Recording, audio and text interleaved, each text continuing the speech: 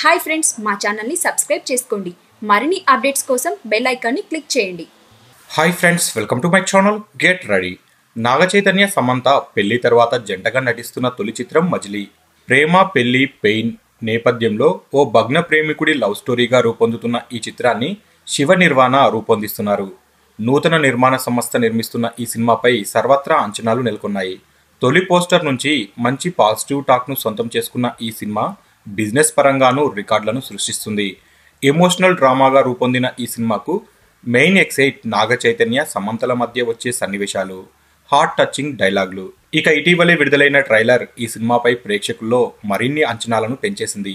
దీంతో బాక్సాఫీస్ వద్ద ఈ చిత్రానికి భారీ స్థాయిలో ఓపెనింగ్స్ లభించే అవకాశం ఉంది అనేసి ట్రేడ్ వర్గాలు కూడా అంచనా వేస్తున్నారు. మజిలీ సినిమాపై బిజినెస్ పరంగా, ఆడియన్స్ వైజ్ గా భారీ క్రేజ్ నెలకొని ఉన్న ఈ తరుణంలో ఈ చిత్ర విడుదల ప్రశ్నార్థకంలో పడిపోయిందని వార్తలు కలకలం సృష్టిస్తున్నాయి. ఈ చిత్రానికి సంగీతం గోపీ సుందర్ అందించారు.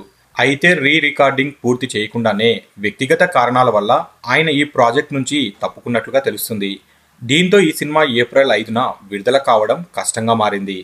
అయితే గోపీ సుందర్ ఇచ్చిన షాక్ నుంచి వెంటనే తేరుకున్న చిత్ర బృందం యువ సంగీత సంచలనం తమన్ను సంప్రదించారని, తాను రికార్డింగ్ చేయడానికి ఓకే చెప్పినట్లుగా తెలిసింది. తొలి ప్రేమ సినిమా నుంచి తమన్ తనలోని మరో కోణాన్ని ఆవిష్కరిస్తే వరుస మెలోడీలను అందిస్తున్నాడు.